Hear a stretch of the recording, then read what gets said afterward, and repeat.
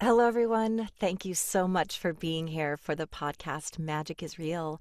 I'm Shannon. I am your host. I am a psychic medium and a lover and explorer of all things metaphysical and spiritual. This is the podcast where often I interview near death experiencers, but I also interview other fascinating people about their own spiritual journeys. And we talk about anything from spiritual experiences to extraterrestrial contact. And I just want to ask in advance, if you do like this podcast and you haven't already, would you mind subscribing if you feel moved? If nothing else, it really helps if you just like the video and leave a little comment underneath, even if it's just an emoji. It helps the algorithm to get the word out that this podcast exists so we can share it with more people. Thank you so much for doing that. Without further ado, I want to welcome Christine from Coming Out Cosmic. I follow Christine on social media. Christine is an ET contactee and channel here to speak with us about her experiences and share wisdom and insights about her spiritual journey and anything that the entity she channels might want us to know. So, Christine, thank you for taking time out of your busy schedule. I know that you have one, as we all do, to be here with me today. Oh my gosh, thank you so much, Shannon. It's such a pleasure. When you had emailed me about being on the podcast, I'm always particular. I'm like, do I feel a resonance with this person? And so I very much did. So Oh, thank you good. so much for having me on here. Yes. I always put out that if it's meant to be and there's a connection, that we will meet up. So I'm very interested in your story. You share so much interesting wisdom and knowledge on social media. When I began my spiritual awakening, I really didn't factor in extraterrestrial life, what they call UAPs. But when I grew up, it was UFOs, etc. Right. And I used to think like that stuff, I don't know, it sounds a little woo woo and weird. But I also wasn't entirely spiritual either. And now I talk to dead people. So as I progressed through my journey, I started to realize that first I had been visited by ETs as a kid and just sort of dismissed it as I'll never know what that was. And also that we're all part of the same system. So hmm whether it's a soul who's left a human body, and other universes and other galaxies and extraterrestrials. So I would just love to start by hearing about your background, maybe as far back as you want to go as it pertains to your spiritual journey. Were you raised to believe in this stuff? Sure. I would love to go there. And I do want to point out too that if you want to know more about those ET experiences in childhood, I'm happy to channel about that at the end of this episode because I already feel I a love couple that. things that's coming around for Oh, you. that's So exciting. Thank you. yes, that's one of the things that happens when you open up on your spiritual journey, right? It's like you feel things intuitively, and sometimes you either say the information or you don't. And so I'm Yeah. at that point where I'm like, okay, I'm gonna throw it out there if you want it. And so, Yeah, whenever you feel called. yes, my spiritual journey, oh my goodness. Well, let me start by saying never in 1,000 years did I ever think that I would ever be an ET contactee, that I would ever channel, and that I would ever do it publicly. Like my inner child is like mortified that I'm doing this because I'm typically like the type A personality, people pleaser. I was climbing corporate life. HR, it was just like not the life that I ever envisioned for myself. So I'll get into how it turned into alien contact. But my spiritual awakening really started with the gateway drug of crystals. Did you start with crystals as well? In high school I didn't have a lot, but I was a deadhead, a little bit of a deadhead. Oh, I And love that. I loved the Grateful Dead, and I had little crystals on my bed. Yeah, but I didn't have that connection. I just thought they were really cool. Right, right. So I really wasn't super into crystals. It was my ex-boyfriend at the time that got me into crystals. And so what went from crystals turned into tarot reading, what turned into tarot reading turned into 3D versus 5D reality, which then turned into extraterrestrial contact. So that was kind of my flow of how my spiritual awakening started. And this started back in 2012, which is interesting because if you think about the year 2012, that's when the Mayan calendar ended. And so that's when people thought that the world was going to end. And there's so many different conspiracies about it. But really, what happened during that year is there was just I don't know. I mean, people can channel different information about it, but it was basically a tipping point in the awakening of humanity. So, if listeners think back to what happened to them in 2012, for me personally, I started collecting crystals. I started learning all about consciousness, and that was the very beginning. So now we get into how did I start contacting and being contacted by aliens? Well, 2014, I went and lived in Guanajuato, Mexico. When I was there, I traveled to Mexico City and I climbed the Sun Pyramid in Teotihuacan. Now, you can't climb this pyramid anymore. It's off, it's, oh my God, my mind is blanking on the word. You just can't climb it anymore for preservation's sake. And so when I was there, we had a guide, and the guide was like, if you guys climb this pyramid and you touch this embedded crystal at the top of the pyramid, your life is going to change. And at the time, I'm 20 years old. I'm with a bunch of other 20-year-olds. We're laughing about it. We touched the crystal. We don't think that anything actually is going to happen. Well, later that night or later that trip, I started having sleep paralysis, which ended up being ET contact for 10 plus years. My sleep paralysis actually has not stopped, but it was like happening almost on a biweekly basis for 10 years. And it took me a while to learn that it was actually ET contact. So that's just getting to the middle of my spiritual awakening. I don't want to completely just talk your ear off. So do you have any questions about like sleep paralysis or like have you had that or what's coming up for you? That's so great. I'm so happy to just have you talk and talk. And also, I was thinking that I've never actually personally had sleep paralysis. Um, and I'm grateful for that. I had night terrors growing up, but turns out that was sleep apnea. Just for anyone that hasn't experienced it, I've heard of it. I know what it is, and I'd love to hear what it was like for you to experience that. I can imagine it feels scary. Oh my gosh, yeah. And so sleep paralysis for people who are unfamiliar with the sensation, it is defined in many different ways because to be honest, it really depends on the individual's situation and how they experience it. So for me, my sleep paralysis in the beginning was very scary because I didn't know what was happening to me. So it was the fear of the unknown that was perpetuating a more fearful reality. So I'd fall deeper and deeper into the fear frequency because I'd be like, what is happening? I'd try to wake up, I wouldn't wake up. Turns out that the majority of my sleep paralysis episodes were actually benevolent ET contact, and it was my guides coming to work on my 3D body. The second that I would start, and I'm getting the chills as I say that. So, like, that's Hmm. another thing that happens to me as a Validation. channel. Yeah, validation chills. I would say that probably about okay, I'm like asking my guides, probably about 90% of my sleep paralysis during the 10-year period from 2014 until 2024, because I still have it, but just not as often as I did. About 90% was actually benevolent contact. And now that I'm tapping into it, they were actually helping to not only heal my 3D body, but to activate and upgrade it. I guess now looking back, it was so that I could become a channel. I don't know. Like it's just it's crazy what sleep paralysis can do, but when you don't know all of this information or if you don't believe in aliens, it's scary because you can't move your body. Your mind is pretty conscious, but you feel paralyzed. And so you think that something's like holding you down. A lot of people think that it's a demon, and everybody's experience is their own. So I could say that it's very possible that for some people it could be a demon or it could be a malevolent ET. It all just depends. But it was very scary. And it wasn't until I started talking with my friend Laura in 2023. So this was almost 10 years since the first episode. My friend Laura, who also actively channels aliens, she channeled into it and she was like, "Oh, girl, this is ET contact. Like it's not demons, it's not anything that's malevolent, although maybe some episodes were a little bit malevolent, 10%."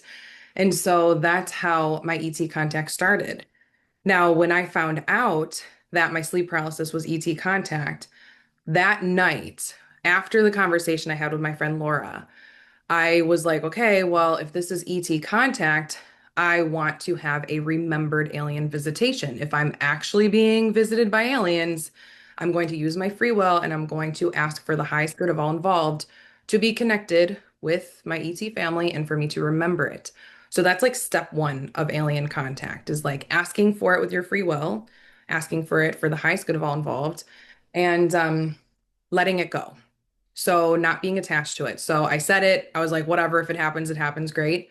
Went to bed that night, had an incredible sleep paralysis episode where I woke up in a sleep paralysis state. I was pretty conscious. My body was vibrating so much. There was lime green light, almost like the lime green light behind you, all in my bedroom. And I heard like the room that you would typically associate with some sort of UFO. Kind of sounds like a Tesla car. And I was like, oh my God, everything that they put in the movies is real. Like, what is happening to Yeah. me now? And I remember I was not afraid. I remember that I had asked for the ET contact. And I remember that it was just a really cool experience. And I woke up that next day and I was like, holy shit, my ET family came to visit me and I can't tell anybody. So this was before I started my business Coming Out Cosmic and all my social media accounts. So that is, I guess, an abridged version of Yeah. how I got here.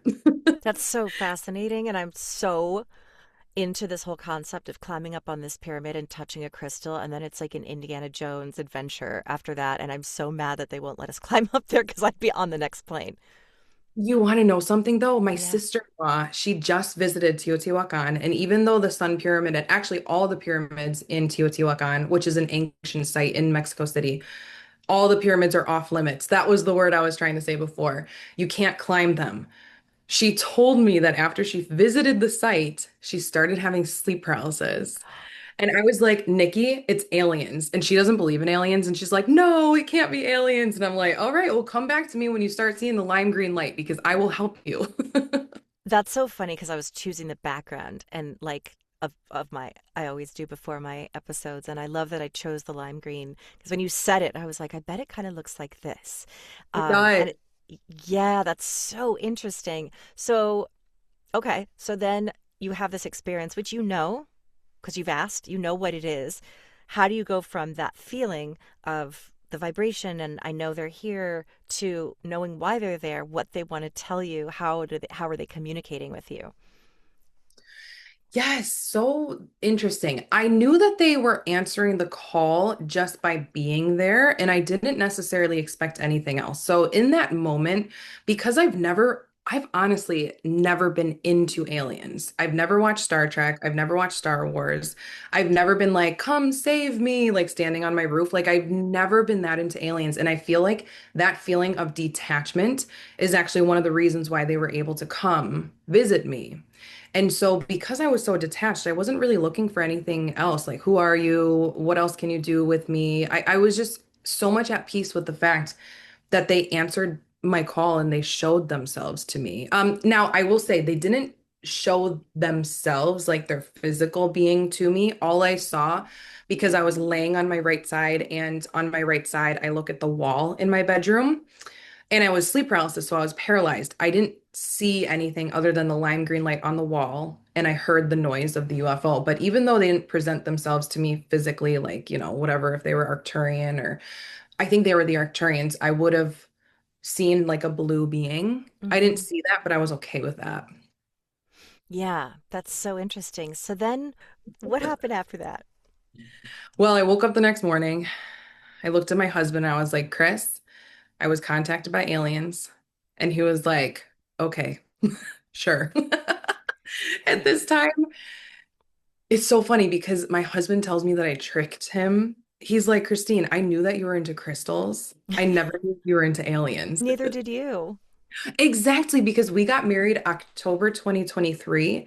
My first remembered alien visitation was December 2023. So only 2 months later did I even remember. And I always say remembered alien visitation because the truth is, I believe that the majority of us are being taken every single night. We just don't remember it. And so my husband now has since been way more open to Yeah. everything that I'm doing, but it's been 2.5 years now. So Yeah. And I guess, yeah, then the question would be, how do you go from, wow, that was really cool. I'm glad I experienced that to channeling? And you can explain too, if you like, what channeling is for those who may not sure. know. Yeah, that's a great question. So I'll start with what is channeling.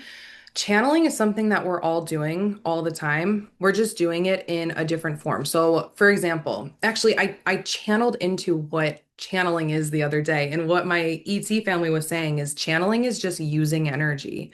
It's just using energy. That's what it is. And so, but it can be coming from different sources, right? Like you can channel energy from source, God, whatever you want to call it, into your artwork. You can channel Mother Gaia's energy as you're dancing if you want to feel really grounded and beautiful when you're dancing. And so there's all different forms of channeling. Um, I'm channeling right now. I'm conscious channeling right now, just speaking what's naturally flowing through without a script. You're naturally conscious channeling right now. And a really good example for people who still don't know what I'm talking about is imagine a time when a friend comes to you for advice and you're thinking, no, you're not even thinking about what you want to tell your friend for advice. Instead, you just start speaking to your friend and just starts coming out naturally. And then afterwards, you think to yourself, wow, where did that come from? That's a form of channeling. And you could have been channeling that person's higher self or your own higher self. And so for me, I my channel was pretty open because I started reading tarot at the age of 19 and I'm 32 now. And so I had been practicing tarot for years, which opens up your channel because it opens up your trust in yourself. It opens up your intuition. That's where I would like to start is typically with a divination tool to help you open up your channel. A lot of people use pendulums or they can use crystals, they can use whatever they want. And so after I started using different divination tools, I was further along in my awakening journey. I started experiencing ET contact. I knew and I had further belief that ETs were real. And I would watch my friend Laura, who I talked about earlier in this episode about ETs because she's an ET channel as well. And so I would watch her and how she channeled. And I always knew that it's possible for every single human being to channel. And you can voice channel, you can do exactly what I'll do at the end of this podcast episode. Um, but I never thought that it was something that I would actually do. And so it wasn't until I started working with my spiritual mentor, her name is Rebecca Weidenhoff, where we were just talking about how I could further along my spiritual awakening and my psychic senses. It wasn't until I was working with her for about 2 sessions where I swear to you, Shannon, she activated something within me and I started channeling like the next day because I think that we all hold keys and we can activate things within each other. And I spontaneously started channeling on my own podcast. I just went into a meditation. I felt like there was something that wanted to speak through me. I closed my eyes, set my boundaries, set my intentions only for the highest good of all involved, like whatever wants to come through, I'll allow for it to come through. And I started channeling this message, voice channeling, speaking a message that was not coming from me. Because when I came out of meditation, I was like, where the hell did this even come from? So that in a nutshell is channeling. Yeah, it's so cool. I've tried it, well, at least writing. I still feel like I haven't quite gotten there. I've been told by several mediums that I'm going to be doing it, and that it's actually channeling ETs. And like you, I was like, no, I'm not. That does not, not that it doesn't align with me. It's just not something that feels organic to me. Sometimes I listen to people channel and I'm like, sometimes it just sounds like word salad and I don't know how to trust it. So I'd love to know. But you said, like, I think so much of what we do, like, I can quote unquote channel a message from a loved one on the other side. I'm very conscious though when I'm doing that. Like, I'm consciously translating. Yep. But from what I understand, and I know it's real, and it's just for me, I've never felt that pull. And you said like you don't even know what you're saying. So I'd love Right. to know more about how did you know? Like, am I making this up? Is this like autocorrect or Good predictive question. predictive text when I try to Automatic writing? automatic writing? Thank you.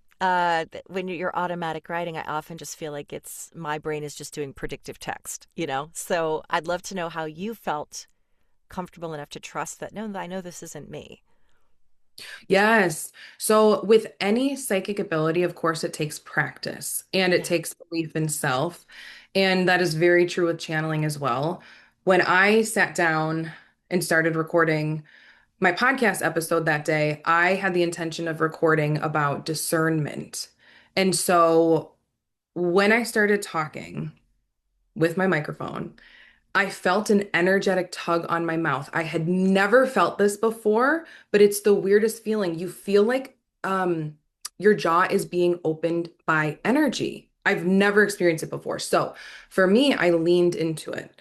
And because I had already set the intention and I knew what I wanted to cover within the podcast episode, I understood then after the message was said that it didn't come from me because I had no intention of saying anything that came through. So I'll give a little synopsis of what the episode was about. So it was about discernment and what I wanted to talk about. And it is on my podcast too, Coming Out Cosmic Podcast, where I channeled the Lyran spontaneously. And my intention was only to talk about feeling into negative versus positive entities and how to know the difference. Oh, yeah. Okay. But the message that I channeled actually started off with saying it's not actually important to first notice if it's positive or negative. It's first important to notice that there is something different within your energy field. You don't have to try to discern if it's positive or negative first. You just have to notice when there's something different, such as a different energy within within a different entity within your energy field. For me, after I voice channeled that, like that all was coming out of my mouth, I came back out of trance and I thought to myself, where the hell did that come from? Like, it's such a basic, simple thing, but I didn't know that. I knew that it didn't come from me. And so that's how I knew that it didn't come from me because I was just in awe with the simplicity of the message and I really trusted it. And then also, I talked to my trusted mentor about it afterwards. And I was like, hey, like, what happened was I actually channeling? And she's like, oh, yeah, your channel is open now. She's super clairvoyant, so she could see like I don't know exactly what she was seeing, but my channel was being open. So I would recommend that too for anybody wanting to start opening up their channel and becoming a voice channel is working with somebody who's done it before because the truth is you really don't know what you're doing, but it is just like this feeling of where did this come from? This definitely didn't come from me. Yeah, that makes sense. Um, I think that that's a really good way to explain it. Um, did you, once you learned that you could do this, did you get kind of, I feel like I would go get it like addicted and obsessed with it. Did you start doing it like every day, or was it kind of just when you have time away, you'd sit down and what kinds of things were they communicating to you? Yeah, I would say right in the beginning, I started channeling for myself in like short bursts because it is a muscle and it takes a lot of energy, especially when you are channeling high frequency energy in our dense physical body. You can only do it for so long. So I started channeling, just seeing like what would come through. And oh my God, this was so interesting. One of the first groups that came through was a group of dolphin beings. And I was like, I can't make this shit up. Like, Yeah. after the channeling, I was like, what? And so they called themselves Motar, Motar, although names can be a little bit weird with when you're picking up names psychically. I'm sure maybe you have experienced this with mediumship, Yeah. like names can be able to come through. Um, and so they were talking about how they're so excited because humanity's frequency is starting to rise enough to the point where dolphins will be able to start communicating with humans in a different way. And so again, I was like, that's not something that I would ever make up. I have no interest in dolphins. And so I started doing a little bit of channeling like that, but very quickly after I tapped into and opened up the gift, I started taking one-on-one clients. And haven't I don't really channel for myself too much anymore because partly it takes a lot of my energy and I've got two babies under two. So I'm like, I can't do this all the time. And also, there's another part of me where I really just love my human life. And I love just being able to tap into my intuition without having to channel all the time because it is my own free will and sovereign right to do whatever I want whenever I want. I don't always have to be channeling information from higher dimensional consciousness. And I think that attitude alone allows for me to be an even more open channel because, again, there's that attitude of detachment. And that is one of the things that really keeps people back from being able to open up their psychic senses is when they feel as though they need those psychic senses to be open, because that typically would resemble some sort of wounding or something that they're not happy with in their life. But I'm just happy being human and doing what I do every day, you know? That's good because that's why we're here. It's very Right. easy to get when you discover that this is real. That's why Magic is Real is the name of the podcast, because I used to be agnostic, sort of atheist at times. And so once I found out this stuff is real for myself, like discovered it for myself and had evidence enough to prove to myself that this was real, it made every day so much more magical and so much easier to flow through. And yet, also, I have to be careful about not spiritually bypassing and also experiencing Mm, what's real yeah. and not just avoiding it and being like, well, it's all a dream, it's not real, so I'm just going to avoid that. It's also, well, there is also a reason why we have certain challenges to face, but also being Yeah. a mother and as a lifelong nanny, I can tell you the one of the things that always strikes me about especially babies is they force you to be present because they are so present. They don't know anything beyond where you take them or their little bedroom or whatever. And they're just present to touching things, exploring things, listening to music, sounds, taste, touch, putting things in their mouth. They're not bored just sitting still. And so I was a nanny for a baby recently and I took that time with her because I'd want to be present for her and therefore it would help me be able to be present and just kind of think of it as like a moving meditation as I'm reading to her, as we're listening to music, as I'm narrating what she's looking at, as I'm giving her words. It helps me to sort of be just grounded. Yeah. It seems like you're channeling my higher self right now. Like that sounds like a message that I need to hear. So thank you. Yeah.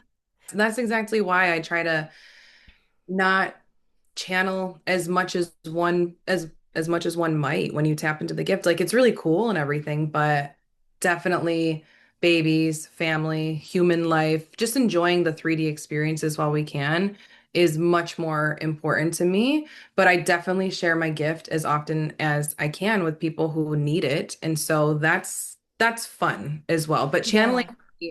is more of my service to humanity, so more of like my Hmm. work rather than my play. So I offer one-on-one channeling sessions, and during those sessions, I attract people with all sorts of questions, all sorts of needs. When you do tap into higher dimensional consciousness, you can get an answer for literally anything.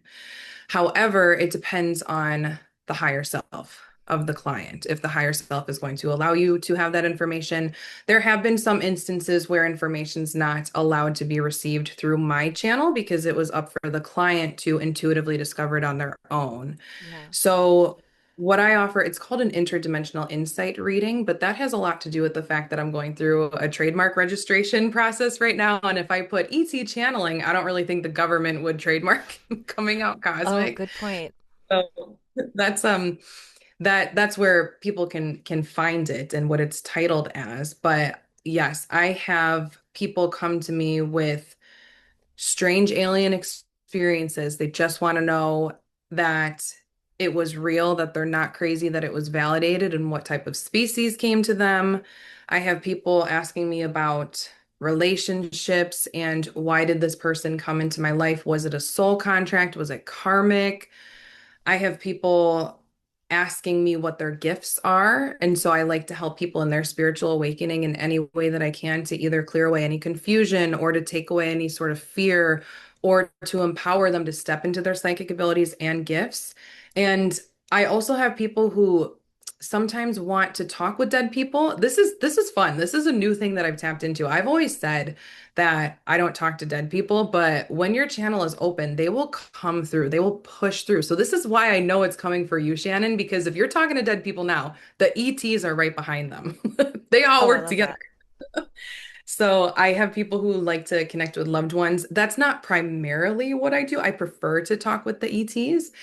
And oh my God, there's just so many different ways. It's just typically what I tell people is if they feel a resonance with my energy, if they feel a resonance with my social media, because I'm on Instagram and TikTok and YouTube, then it may mean that your guides are pushing you in my direction to learn something. And if it's not to learn something, maybe it's to be activated. Because again, with the whole my mentor had activated channeling in me, I had a breathwork session not too long ago and I was shown a vision and my guides actually came to me with oh my God, it was like a really pretty crystal ball and they were like, "We are gifting you this. You are now going to start activating channeling with people who are ready." And so I think that if people are interested in channeling, they may receive some sort of gift. In that way, of course, I never guarantee anything. I think that every single session unfolds exactly how it should. But I'm honestly open to help anybody who needs help as long as they are not afraid of aliens. Yeah, now let's talk about like the we use the word aliens, right? But we use that sort of tongue in cheek because we know that we are aliens to some. Right. Some might think we're the aliens. There are all these different sort of species. To your what's your understanding of extraterrestrial life? Are they in other dimensions? How, like, I don't mean to say exactly how many, but what are we looking at in terms of the true nature of other beings on other planets? And I think of it as Star Wars, like there's a scene. I didn't watch. I'm not a Star Wars buff, but when I was a kid, I saw all the first three, and it just there's that scene where they're all sort of partying in this area. And Jabba the Hutt is there, and they're just like all different kinds of beings, like little fuzzy guys and like rubbery guys, and um, like where are they? What are they? And what are they Yeah. doing out there? And why are we here and they're there? Anything you want to share about your understanding of sort of the nature of the universe and our place in it? Oh my goodness, that's such a It's good so question. It can big. go in so many, I know it can go in so many different ways. Well, I think that most people intuitively feel like we're not alone. And okay, I'm getting the chills as I say that. Okay, so that I don't know Yeah. why they really wanted. So if you're listening to this podcast and you feel like you're not alone, there's a reason for it, right? And so think about when you're looking up at the stars, you're just like, oh my gosh, this universe is so freaking big. How is it that humanity is the only life form out there? Well, besides for, bugs and stuff and all the other Yeah. life on Earth, but how is it that we're the only ones? And so I do believe that we're all waking up to this true nature and we do intuitively feel it anyway. And so my understanding of extraterrestrial life is we are living in an infinite universe with infinite possibilities. So there's so many things out there. There's so many different ET races. So there's an infinite amount of ET races. Let's just start there. Yeah. Now, of course, you have people who know about the mainstream races. I'll name a couple of them in case people don't know. There's Pleiadian, Arcturian, Reptilian, Sirian. These are more mainstream. These are not the only ET species that are out there. They do come from different planets and they also come from different dimensions. So think about how don't they say that like dogs and cats can like see Into through different? dimensions. Yeah. Yes. Yes. So it's very likely that your dogs and your cats can see aliens that are coming around you. And the reason they're interdimensional and the reason they're not coming to the 3D reality in the way that many people would want them to, so as to show more physical evidence of themselves, is because they are so high vibrational. It is uncomfortable for them to be within this dense 3D physical reality, but it is becoming more and more easy for them to show themselves to us in different states, in different dimensional states, when we're astral traveling, when we're dreaming. That is mostly how alien contact happens for people, and they don't even realize it. Like, and aliens are very humanoid looking as well. Because again, like what you said, we are actually the aliens. I believe that we're made from alien DNA. I think it's possible that there's some humans out there that aren't made from alien DNA because, again, we live in a limitless universe. So who am I to say what is and what isn't? However, my understanding is that We all come from source, God, however you want to call it. There are many different dimensions out there. There are many different planets. There are many different galaxies, many different universes, even. And the possibilities are endless. So why not believe in them, you know? Yeah. Do you think that aliens or some of them are us in the future, coming back from the future? I love that. Well, time traveling definitely is a thing. It's definitely a thing because I was doing a channeling, a one-on-one session with somebody, and one of her gifts. Now, this was so interesting because again, people come to me and they ask me the gift question all the time, like, what are my gifts in this lifetime? One of her gifts was actually when she was dreaming, she wasn't dreaming in like a how do I explain this? Her dreams were not just dreams. I think that all dreams are not just dreams, right? Like there's something else going on. It's not just the subconscious mind trying to get rid of shit from the day, although sometimes it can be. But for her in particular, she was actually going in and out of past lifetimes to relieve karma so that she didn't have to relieve that karma in the 3D physical waking reality. So she, by the entity that I was channeling at the time, it's usually the Lyrans, they are lion people. By their perspective, they were saying that she was an interdimensional time traveler. And so if she can do that, then of course it's definitely possible that there are future humans who are time traveling and that they're quote unquote aliens and however that word resonates with you, like anything is possible. Yeah, when you're channeling, how do you know which? Is it just because you ask and they tell you what race they are, or does it not matter? So interesting because I actually just posted an alien contact tip in how to connect with aliens. And one of the things that I want for people to know is you won't always get a name.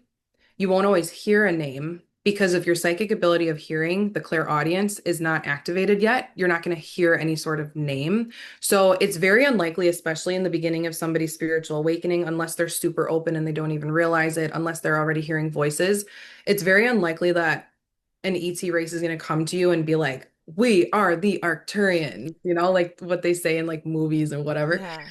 because you have to develop these skills. And so, what's more likely is that you will feel a difference in energy. Going back to what the Lyrans were saying when I had channeled about discernment, about how it's not important right now to try to discern positive versus negative. It's more important to try to discern when something feels different. And so when something feels different and you're like, whoa, wait a second. I've been calling on aliens. I've been using my free will. I feel like there's something by me. My feet are starting to tingle. My fingers are starting to tingle. Is this alien contact? And you get shivers, you get full body chills. It's more likely that they will start presenting themselves to you through that psychic sense of feeling, the clairsentience first. But it could be different for all people. Yeah, and I still don't know the difference. When I feel spirit tingles, I just feel them. I only know if it's a human spirit because they will give me a name usually. Oh, I mhm. love names, but I also know that spirit guides, for example, don't necessarily have names on the other realms. We use names for them. They don't care what we call them. They might give us a name just because they're like, you could call me this if you want, but they don't Right. really care. But with human spirit or people who were human and now they're on the spirit side, usually I will get a name. I mean, that's actually my favorite skill because I ask them specifically, Yeah, shout yeah. your name at me loudly so I know because I like it, because they know I'm a very big name person. And so when I get Matilda, it's like, I love that because is that Love your it because person?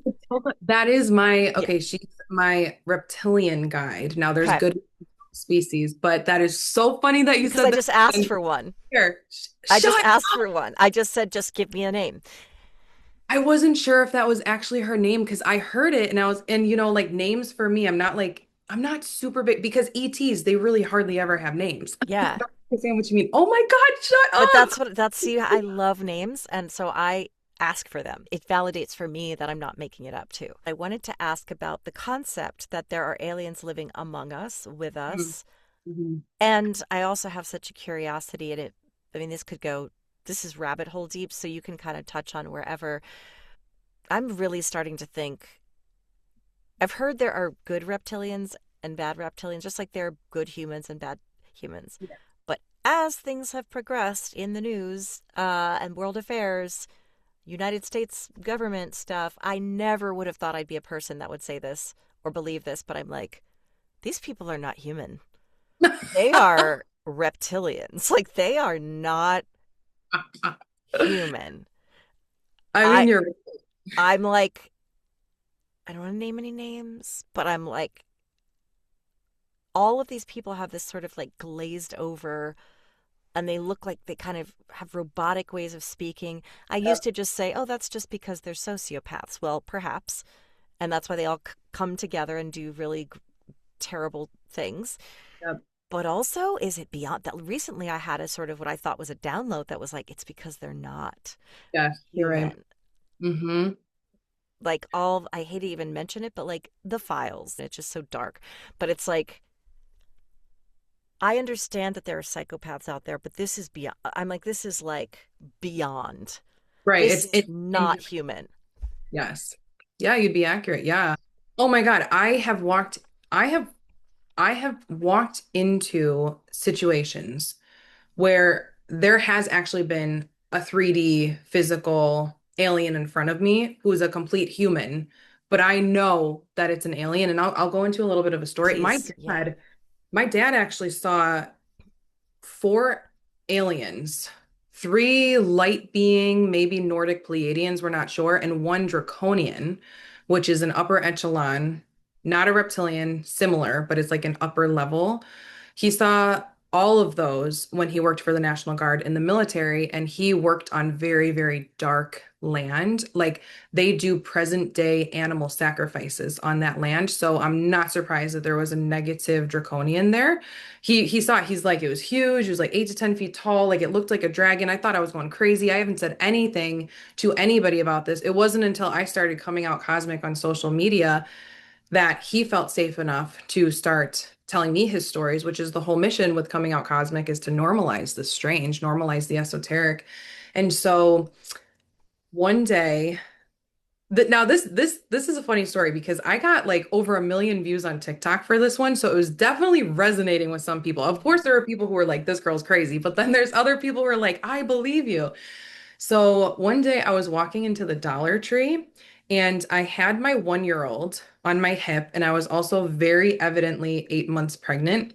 And so I'm opening up the door. There was only one door, the other door didn't work. And I'm opening it up, and I can see on the other side that there is a white female with her two kids, one boy, one girl. They were probably about like 10 or 11 years old. And so I open up the door and they come out and they have such a weird, different cosmic energy to them. So that's the first thing. It's like when you feel the vibe is kind of off about somebody, it could be that they're an actual alien walking among us. Yes, because they do actually observe. They do, sometimes they go into physical human bodies and they observe because, of course, this is a limitless universe and anything is possible.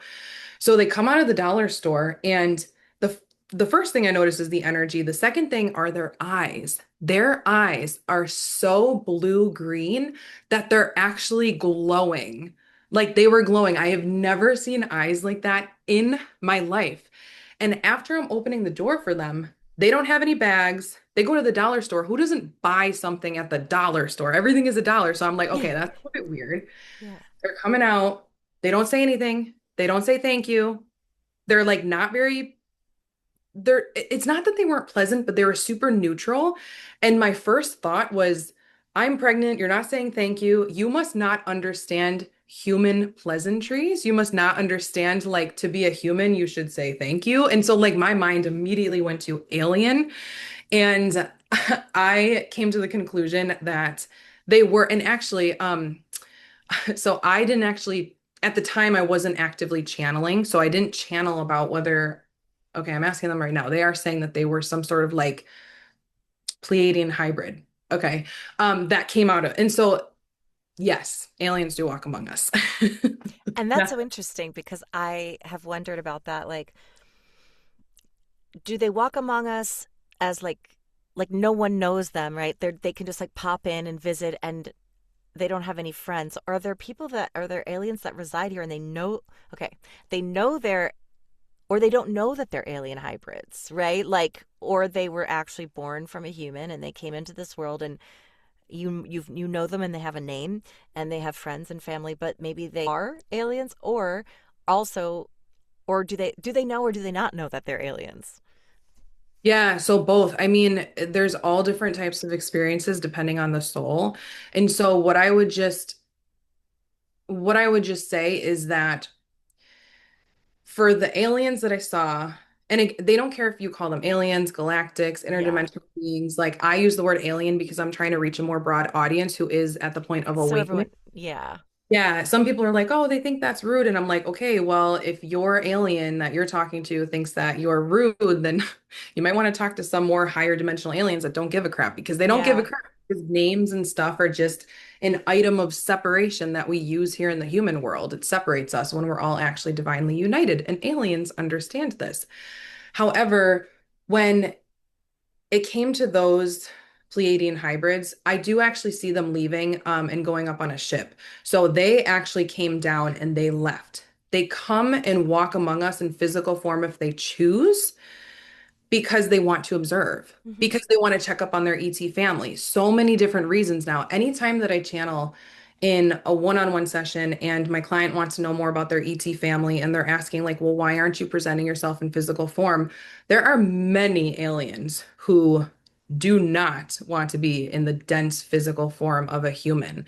So many reasons why they wouldn't want to, but if they do, a lot of times it's for observation because they want to they just want to observe. And it's neutral, there's more positive, there's more negative aliens as well. And so when it comes to whether or not like you and I are aliens, again, I do believe that we have alien DNA, yet we're not going up on a ship like those Pleiadian hybrids were. So there's different types of aliens that could be walking among us. Now, did those Pleiadian hybrids know that they were alien that I saw at the dollar store? I think so, because I do actually see them, literally the vision of them leaving. However, are there other aliens who don't know that they're aliens? I think, yes, there could be somebody who has a ton of, let's say, alien DNA that's very activated, somebody who's extremely psychic. For example, it doesn't have to be the case. Somebody who's being abducted every single night doesn't even know it. They're not awakened yet, so they don't know that they're alien. There's just so many different scenarios. I It's know. Because I also think about people, I've been thinking a lot about people on the spectrum, on the oh yeah. autism spectrum, and I'm like, are these star seeds? I think there's something to that. Yeah, oh, definitely star seeds. Most of the time, Yeah. yes. Um, The reason that now this is kind of like what I'm getting right now. So I'm not trance channeling right now. I'm conscious channeling, but the reason why they and I don't want to I'm not trying to put all autistic people in one Yeah. bucket. If there is an autistic person that you know that tends to act differently, um a lot of times it has to do with the fact that yes, they are a starseed, which to me is a galactic soul within a human body. I think that both of us are starseeds. Mm-hmm.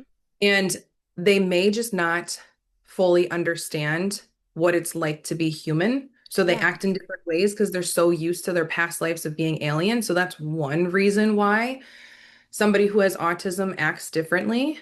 And it's always the soul's choice, though. Like the soul will come through and choose that type of life. And it's just so fascinating. I know. I was a selective mute kid. I was highly, highly sensitive. For 3 years, I was just mute, and I could speak, but it was anxiety. It was like really severe anxiety, and so I just shut down. Like I didn't show emotion, and I remember being like 5 years old, and I thought suddenly I'm different. Something's different now.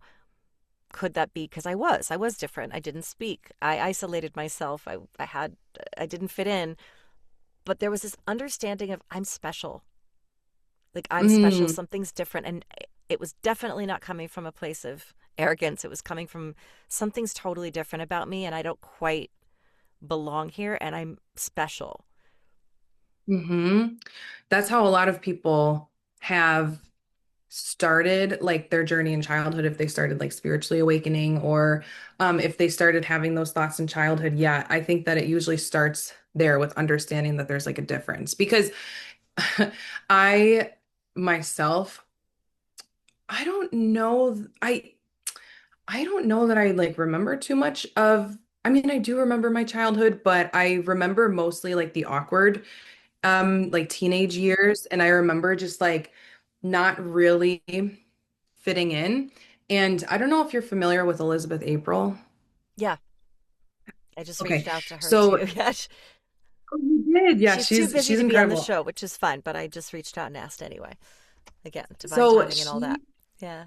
that's awesome. She has these coaching calls. And I one day was like selected to have like an answer, have her answer Oh, one of my questions. And she's like, yeah, like there's something very cosmic about you, and this is why you like never truly fit in. And so hearing it from her was like super validation. I thought that was really cool, but it's validating to hear what you're saying too. It's typically this idea of, oh wow, I don't fit in, and that's yeah. just means. And I didn't fit in. So when I got older, I assumed I told myself that just to make myself feel better. But now I'm like, no, no, no. It was a cosmic. It was a coming out cosmic moment. And this is what I'll share to those listeners who have been here. Thanks for bearing with me telling the story so many times. But there, so there were two things that happened. I lived in Westport, Connecticut, for the record, just because that's East Coast. And so first I was 10 years old and I was on the phone with my friend because we had landlines back then. And I looked out in the backyard and there we had woods in the backyard. And all of a sudden I look up and there's this three-pronged thing up in the sky that to me I just thought was a helicopter or something. But then I noticed that it wasn't making any noise. So Yeah. sharing with my Yeah. friend Holly, I was like, and it's funny because it was early on and it wasn't like super high tech looking at all. It looked like an aircraft, like any kind of aircraft. It had primary colors like red, blue, green. Easy. Three lights. And I'm like, oh, it's just some government thing or whatever. And then I said, wait, but it's not making any noise. And I'm staring at it and it's hovering, but it's silent. And it's Yep. that vacuum feeling. And then it just lifts up and shoots up into nothingness. So the next day, my friend said, oh, it was in the paper that other people saw this unidentified flying object thing. So that was one thing. Didn't think much of it. And then a couple years later, maybe, I was turning off the light to go to sleep in my room. And right when I turned off the light, this glowing blue orb appeared above my bed. And it was like as neon as electric blue, just electric blue. And it felt like Tinkerbell. It didn't have a face, but it had a whole personality. And it was hovering and looking at me curiously. It was just a ball. And it Yep. sort of like turned its head and was like looking at me and zipped right to left and right to left. And I screamed just because I didn't know what it was. And it shot straight up in the air and disappeared. Mhm. And that's when my Yeah. mom came running in and was like, "What's wrong?" I'm like, I don't know. What is that?" We didn't have any phones or technology. So now as I got older, I started to like later in life go, what was that? And I looked up everything I could on it and there was nothing. It was like no scientific explanation, No, there no wouldn't be. nothing. No, for sure. Right.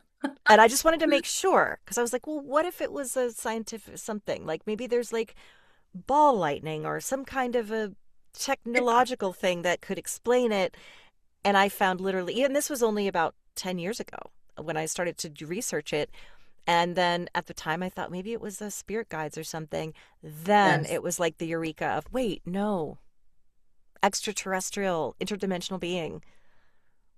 Yes, but also a spirit guide of yours, an ET spirit guide. That's what it is. And we Interesting. can channel about that. Yeah. Let's do it. If, yeah, Remind me. Did you before we do that, do you want me to high level talk about the reptilians though? Because I know there's like a please. lot of okay. Yes, please. I would, if you have the energy, I would love that. Oh, I do. I think that this is a really important topic because there's going to be more and more that comes out about them. Yeah. So reptilians are an extraterrestrial race. However, they've been here on Earth for a very, very, very, very long time. Now, there is a lot of different stories about their actual origin, how and why they came here. Um, there are different star systems and stargates that they use to come here. And one of the stargates that actually they use because A lot of them come from different constellations, but one of them is the Draco constellation, specifically Draconians, which is again a higher upper echelon of the reptilian race, but they would be more militant-like, and reptilians would be like more boots on the ground, kind of what they're doing and what their purpose is on Earth right now. But one of the stargates is actually in the Middle East. And so this is one of the reasons why there's a lot of war there. Now, of course, they tell us the warring is because of other things. However, it has a very interdimensional quality to it as well. So keep your mind, open to listeners. And if this resonates, then there's a reason why it's resonating. And so reptilians, because they've been here a very, very, very long time, they wanted to use humanity as a slave race. Now, they saw this being done by Anunnaki, which was another ET race that was here on Earth. And so when the Anunnaki were using humanity as a slave race, they wanted to get a piece of the pie. And so that was when, now this is just an abridged version of one of the versions of reptilians and humanity. So I always take what resonates. But one of the things that ended up happening was there are different federations that are involved who are overlooking the benevolence and the evolution of humanity. They got involved, very higher dimensional beings typically, and they're like reptilians, the humans are here to evolve. Stop trying to use them as slaves, okay? Like you can't do this. So they got kicked to go underground. So they're still permitted to be here on Earth, but they are underground. And this is where the whole conspiracy theory of underground tunnels and underground cities actually comes from. They are very much underground. And they are also interdimensional. So this means that they can be physical 3D, just like they were with my dad when my dad saw the physical 3D draconian in the military. But they can also be interdimensional, where I've had reptilians visit me in my bedroom where I don't see them, but they're interdimensional and I can see them with my clairvoyance, but I don't see them within the 3D. So that's how they that's how they got here. That's why they have typically more of a malevolence towards humanity because they look at us as slaves. They look at us as people or a race that got here when they were already here. So they very much look at the earth as their own.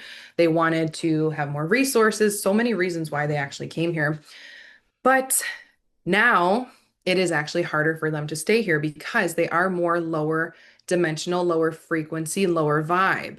And with the rise of the frequency of the earth, Mother Gaia, it's very, very, very difficult. It's just uncomfortable for them to be here. This is why they try to suck us into the fear frequency with the news media. Everything on the news is bad news, Shannon. Everything is bad news. It gets us in a state of fear, and they feed off of this fear because our emotions are energy in motion. They can literally feed off of the energy.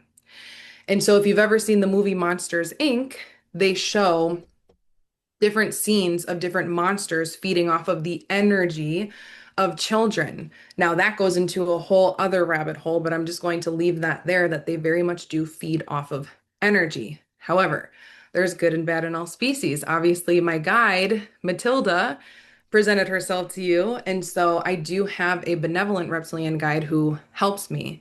And I only met her when I was channeling with my spiritual mentor, Rebecca Videnoff. And so she helped to present this reptilian to me because even though she is higher dimensional, the reptilian race as a whole has a lot of density to it. And so that's Matilda. But if I were to tell anybody anything about the reptilians that I really want for you to take away from this is yes, they are the ones who are very much in control of the world agendas. Yes, there are reptilians within our government. Is our entire government reptilian? No, there are humans who have no freaking clue what they're dealing with. They're not awake yet, they don't believe it, etc. But reptilians tend to be more negative. However, the best way to combat this reptilian agenda to keep humanity within the fear frequency. Because once we rise, once we're in our joy state, once we as a collective are very high frequency, they literally cannot be here anymore. It's too high frequency. So they're going to have to go back to where they came from. They don't want that because they claim Earth as their own. But I want for people to know that if you remain in the fear frequency, if you remain afraid of them, you're giving them exactly what they want. So shut off the news, shut off anything that is making you scared. Don't feed into the fear because they're literally feeding off of it. And the best way to combat it is to always be within your joy, just to live your life, stay away from negativity as much as you can, and Again, that's the abridged version of the reptilians. There's much more that I go into on my channels. Thank you for sharing that. It does resonate with me completely. And I have been saying the same thing about all of the things that are happening. The Middle East stuff, which is just like all of it for the past few years, has just been like some of the most horrific violence I've ever even heard of. And I've heard of bad stuff, but and I also know that collectively we feed the fear, not that we turn a blind eye and don't try to help when we can, but also I don't watch the news for that reason. Right. I just don't. I cannot, because it will not do anyone any good for me to be in fear and anxiety and panic when unless there's something I can do about it. What I think I can do about it is literally not from a hippy dippy kumbaya standpoint, but if I can stay in a positive, I don't like the word positive. That's a judgment. If I can stay in a higher vibration Yes. of love and kindness and put that out, and you can too, and we can do it collectively, I think it really does make a huge difference to the collective vibration. Like I said, especially when you just can't, if there's not an action I can take to stop that from happening, what can I do from where I sit? And so it is important, I think, to often just remember to stay kind of centered, not isolated, but grounded, so that we Hmm. can be of better service to other people. It starts with the individual, right? In order for Yeah. the collective to get within a higher state, a higher vibrational state, it starts with the individual. So, starting with any unhealed traumas or anything that you're afraid of, or anything that is really dense and holding you back, dense emotions, that is the best way for us to all collectively get rid of this fear and the density on earth right now. So yeah, you're absolutely right. Yoga, breath work, anything that you Mhm. resonate with is absolutely, even when you do one breath work session, you're helping raise the collective consciousness and the vibration of the planet. So just do that and remember we all came here for a reason, even if we don't always remember what the reason is, but we came here for a reason. So just try to enjoy it. Darkness is just lack of information, right? So we have been Yeah. kept in the dark for so, so long. Darkness, lack of information, light is information. So all of everything's being brought to light right now from the highest perspective, and the ETs will talk about this from the highest perspective. Everything, even something that is judged as evil, right? Because it's a perspective, because the draconians and reptilians don't think they're evil. They think they're just trying to survive, you know? So everything comes from source. Even if it's seemingly evil in our eyes, everything comes from source. And Yeah. so when you stay neutral and you understand that everything's divinely unfolding in the way that it should, that is what has helped me during my awakening. Thank you for that's beautiful. Yeah. Um, so now going back to my Mm, blue light, yes. my quote unquote UFO. I'd be Yeah. curious to know what you pick up on that. So I'm actually going to, oh my gosh, it's going everywhere. I'm going to burn a little bit of Palo Santo if I can, because um, it will just clear away any density. Because we were talking about something so more low Yeah. vibe right before. And so I'm just clearing away. Palo Santo is a great way to clear away negative energy, just in case anybody is listening. Sage is another way that I clear away negative energy. So what I'll do now, Shannon, is I'll actually go into trance channeling for you to answer these questions. I don't know who's going to come through for you. I do channel all different types of ET species, but they are always just high vibrational. So I just allow for whatever comes through to come through, but always it is the species that is of most resonance to the client. So in this case, I'll Hmm. just, Shannon, you're my client today. So This is a before I go demonstration on, so people can see what some of what they'll do with you. yeah, what ET channeling is. If anybody's ever heard of Bashar, that's what I'm about to do. So I am still here. My consciousness is hanging on the outside of my body. I call in entities to speak through me. I'm a voice channeler, and I set up all the boundaries and protection. I'm actually going to talk through how I go under. So, in case anybody Okay. wants to practice this themselves, then they can do it as well. And so, what you can expect is they're going to come through, they're going to say, I don't know, it might be like, hi, we're the Lyrans, or hi, we're the Arcturians. introduce themselves. And so I have my eyes closed.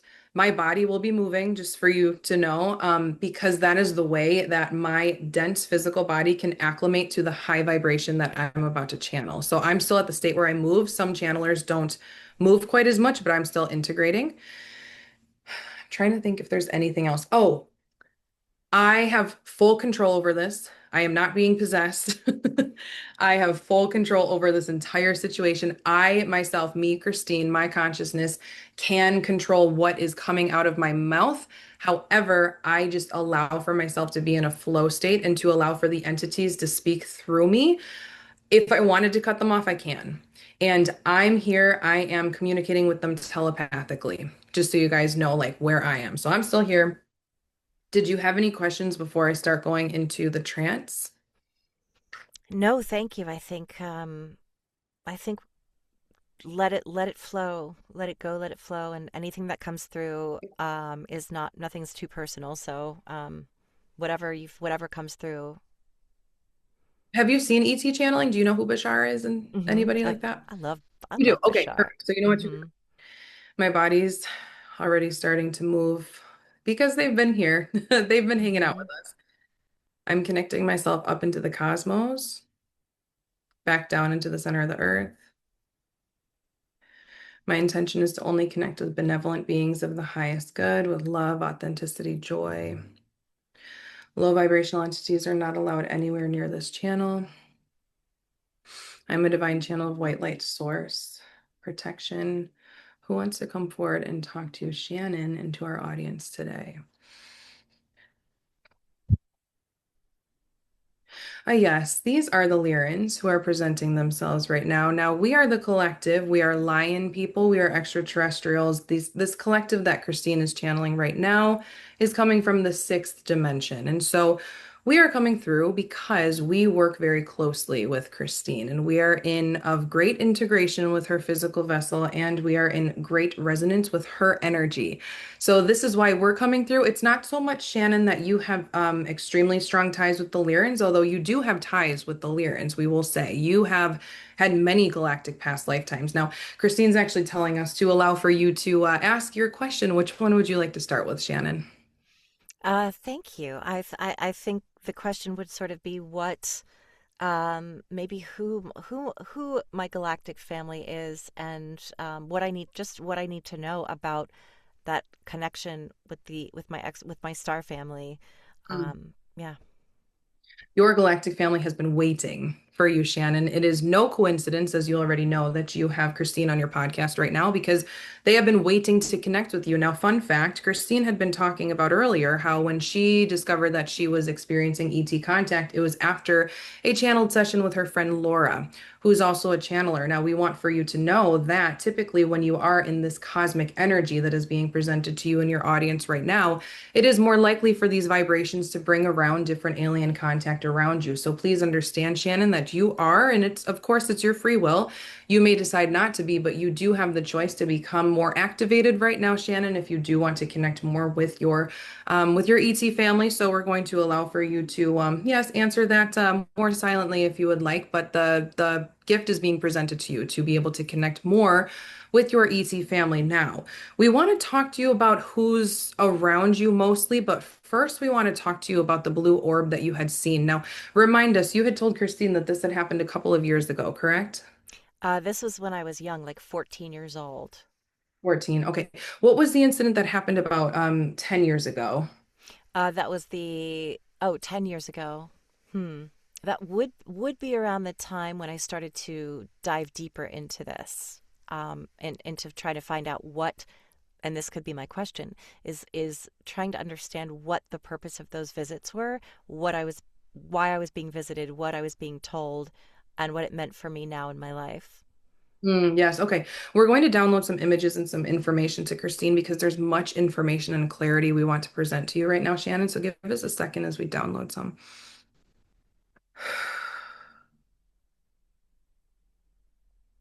You were taken many times as a child. You actually developed a fear around it, which is why they stopped taking you so much in your childhood, Shannon. This is why you may not remember too much about, or you don't remember these visitations that we're talking about at all in childhood. We're actually showing you. Oh, this is so. Oh, okay, very good. We're showing Christine an image of you. Okay, yes, these were your ET family who were taking you as a child. We're showing there's much information that's being processed by Christine's consciousness right now. We do apologize. And what's happening here is the images of you being taken out of your bed, but not in that scary form of being lifted up by a UFO and by a beam of light. No, there is more this energy of you actually being taken by the hand, an ET species coming to you. We're actually showing Christine mantis beings coming to take you by the hand, taking you out of your bed and taking you up into a spaceship. Now, this happened to you quite often in childhood. Now, we're wanting to ask you, have you ever had any sort of interest or no interest, or it could be neutral, in bugs? Neutral. Neutral. Okay, very good. Yes, because most of the time, what happens if people are in, if they do have a connection with the mantis beings, which they are bugs, they are mantis beings. When they have a connection to them, they tend to have some sort of, they tend to be more. Give us a second to download this to Christine. One second. Very good. Okay. They tend to have more of a fear of bugs. And so we're just asking this for the channel's sake. Now, in your childhood, many times abducted, taken up for benevolent experimentation. Now, we're wanting to ask you, Shannon, do you have any sort of memory of being guided out of your bed? Now, they did not present themselves to you often in a physical form. It's not likely that you would have remembered them as tall mantis beings, but do you have any recollection of any sort of memory, or has it been completely wiped? It's been wiped, except that my mom told me I used to scream at night so much that she would have to run in because she said, I thought you were being, I'm just going to say unalived for the, she said it was, you'd shriek and scream when I was age 2 and 3. I had night terrors all the time. So Oh, I think that would make a lot of sense. now, these were different beings that were coming to you during that age. Now, the age that we're showing, Christine, you were more you more child instead of more toddler. Mm. 2 and 3, what was happening? Oh, very interesting. You were being visited by different more neutral entities that were not your ET family because you were more open as a baby, as a toddler, and this scared the crap out of you. For we're using Christine's vocabulary. Hmm. Yes, this is that is what was happening in those episodes, but we're showing that the mantis beings actually started taking you more child 6, 7 years old. Okay, so those were your childhood abductions. Now, do you have questions about that, or did you want to move into the blue orb? We can move into the blue orb. I do love praying mantises. I was just looking at one recently and thinking how beautiful they are. So, Oh, yeah. but I think we can all agree. I'm not afraid of bugs. I think they're beautiful. Christine's Yeah. consciousness is chiming in here, and she's saying that there's many clients who hate bugs. Yes, Oh, and not so this me. is yes, this is because of your innate connection to the mantis beings. Yes, please Yeah. understand that when they are showing themselves to you in bug form, that you are actually this is very interesting for your audience to know, especially with your direct connection to that mantis being lineage, Shannon. That's actually one of the ways that they are presenting themselves to you. So you could actually consider seeing mantis beings in the wild, or mantis. We apologize, mantis bugs in the wild as extraterrestrial contact if you would like. They are being sent by that family as to remind you of where you come from. Now let us tap into this blue orb that you saw. One second. Hmm. Higher dimensional angelic guide.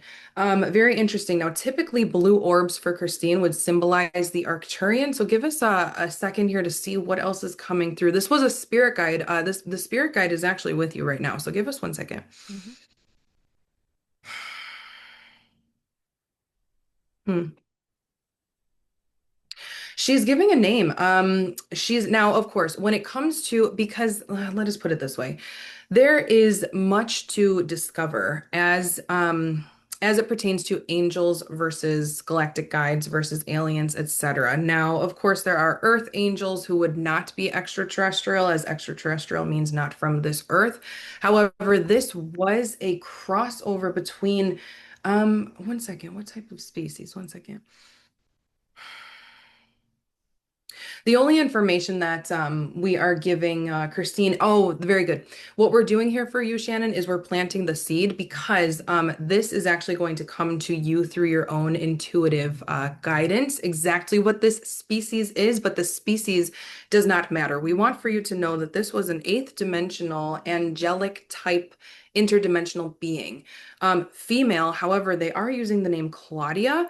Now, understand that when extraterrestrial species do give a name, it is because it is of resonance with their energy signature. So it matters not if you choose to call this being Claudia. It is just what's resonating and what they are presenting, what she is presenting at this time. You can call this being whatever you would like. Now, Christine's saying that we're being long-winded and to allow for you to interject here.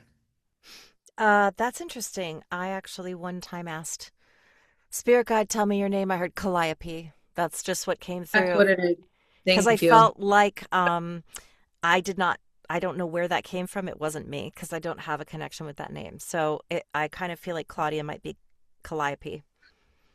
That is it. Now, this is an excellent, this is beautiful. And one of the reasons from the highest perspective why this happened is so the audience can better understand psychic abilities. We are going to validate for you that we got full body chills when you said that name. Now, the reason that name did not come through Christine's brain is because Christine, in her brain, we are using her neural pathways when we channel through her. She has never heard of that name. Therefore, Yep. we gave you the closest name that would be possible, which is Claudia. Now, can you repeat that name one more time for us? Calliope. Calliope, that is her name. Yes, yes. We're giving Christine full body chills. Beautiful. Oh, wow. She's very emotional. Now they don't experience emotion in the same way as humans do, and so what's happening is she's sending Christine a lot of love right now and a lot of gratitude for allowing for you to make that connection that that is her name because she has been wanting, obviously, especially with her having presented herself in such a physical way to you, she has been wanting to make this connection with you, Shannon. She has been waiting for it. Yes.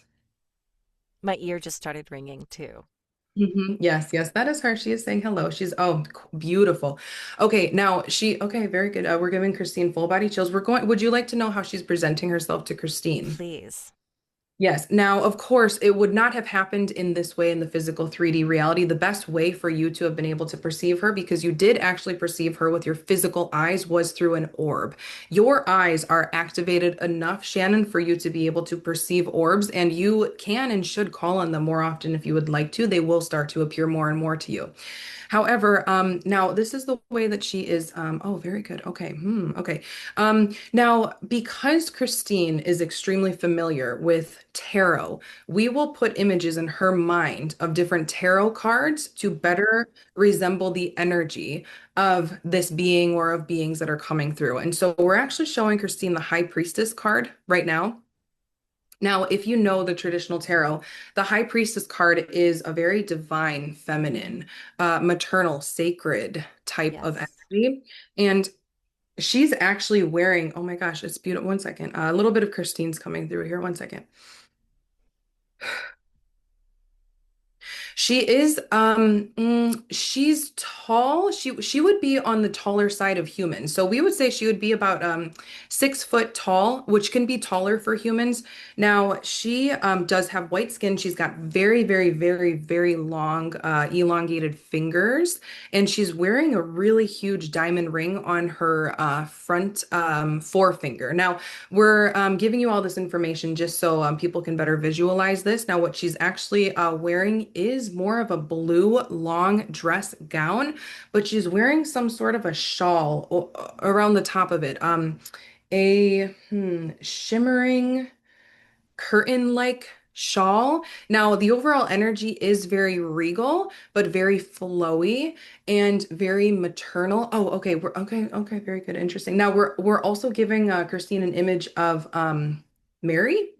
Mother Mary. She Hmm. embodies a lot of that energy as well. And yes, much of what Mother Mary typically wears and what you see in typical pictures, we would say, of Mother Mary, that's similar to what your guide is wearing. Does this make sense? Yes.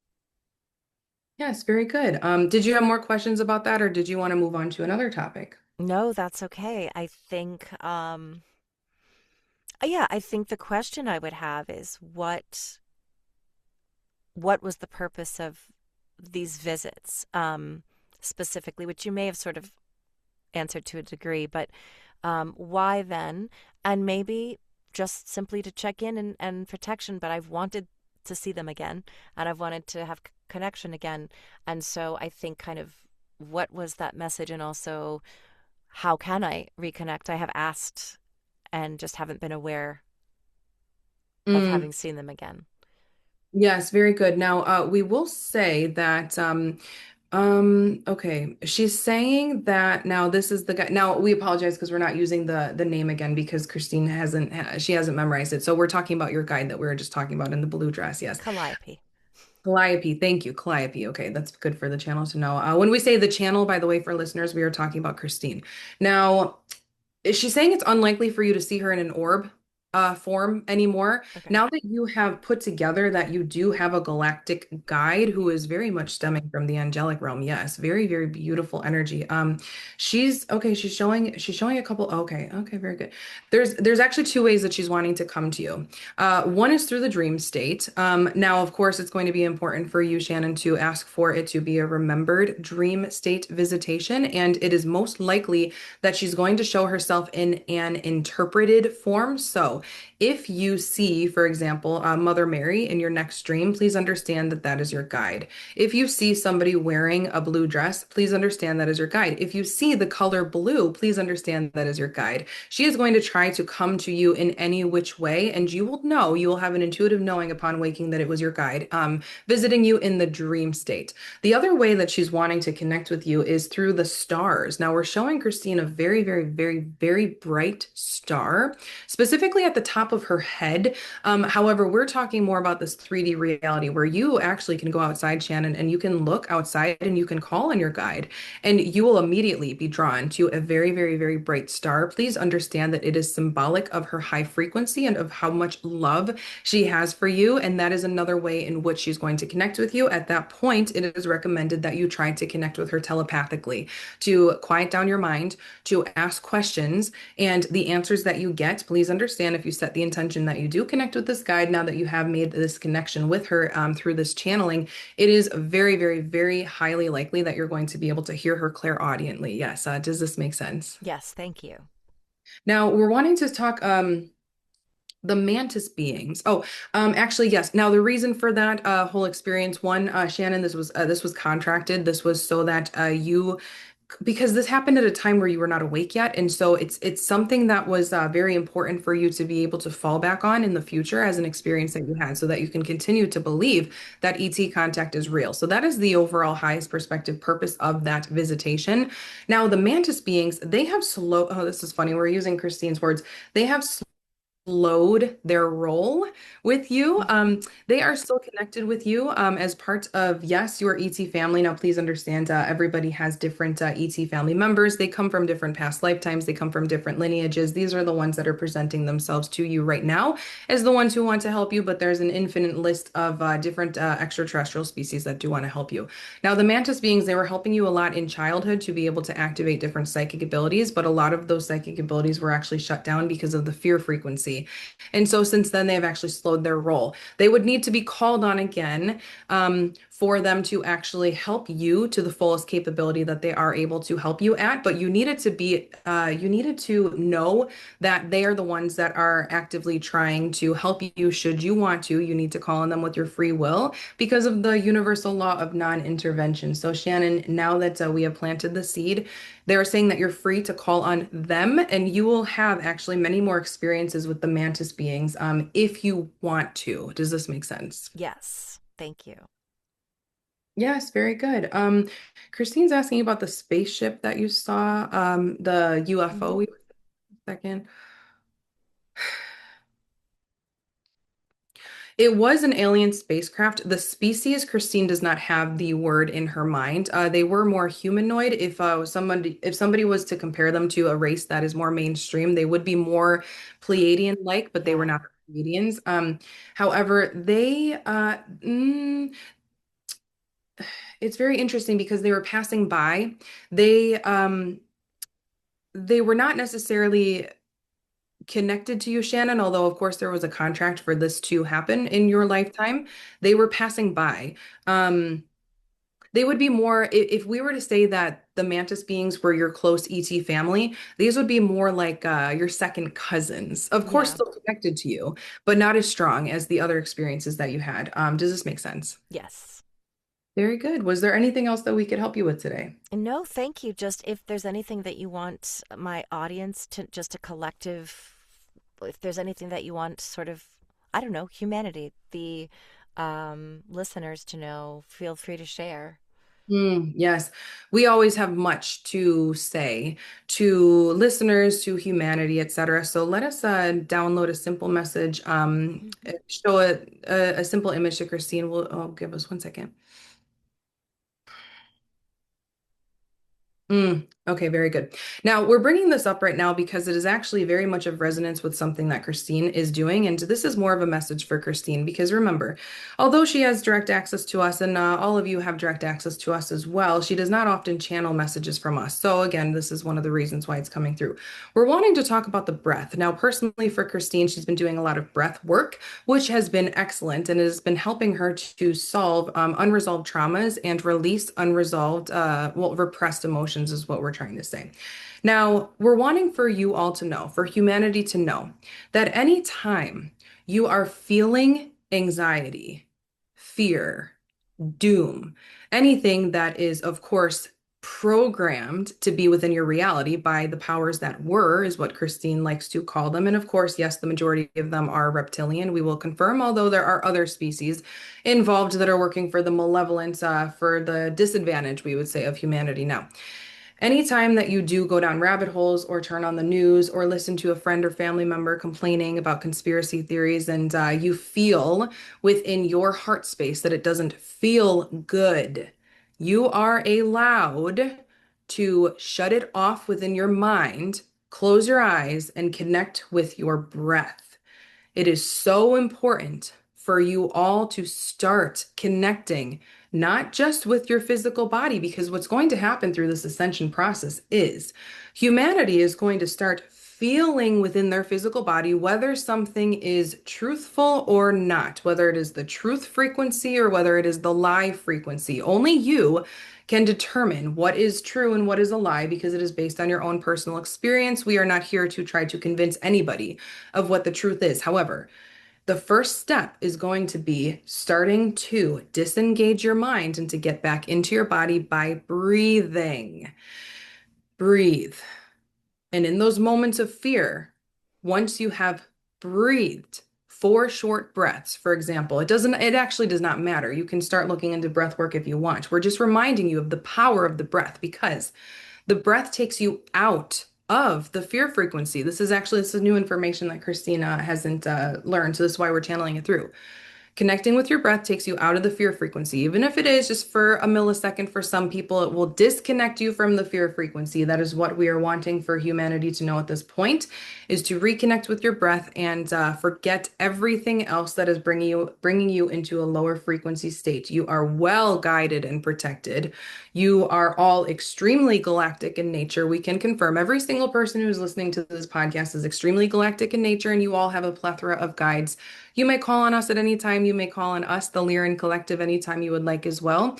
And that would be our message to humanity. And without further ado, we are going to bring back the channel. Thank you so much for allowing us to talk with your audience and to talk with you tonight, Shannon. Thank you so much. Thank you so much. Really appreciate that, both Christine and the Lyrans, for taking the time and the energy to share all of that wisdom. And yeah, I know it's a lot of energy. So um, basically, I want to let you go rest. I know that it's not only later there and you have babies, so you're going to be up at the crack of dawn.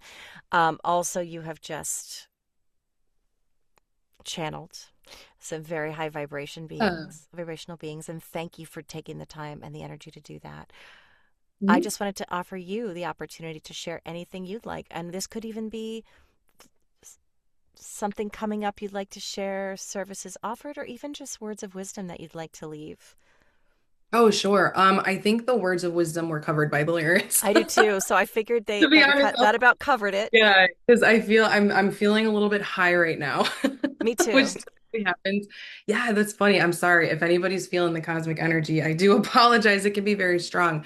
The only thing that I would say is if you feel any sort of resonance with ETs or with my energy, or if you are looking for answers and you just can't get the answers from anywhere, you're looking for a higher dimensional perspective. This is what I love to do. I love doing channeling. I love channeling higher dimensional guidance. So you can find me everywhere, comingoutcosmic.com, TikTok, YouTube, Instagram.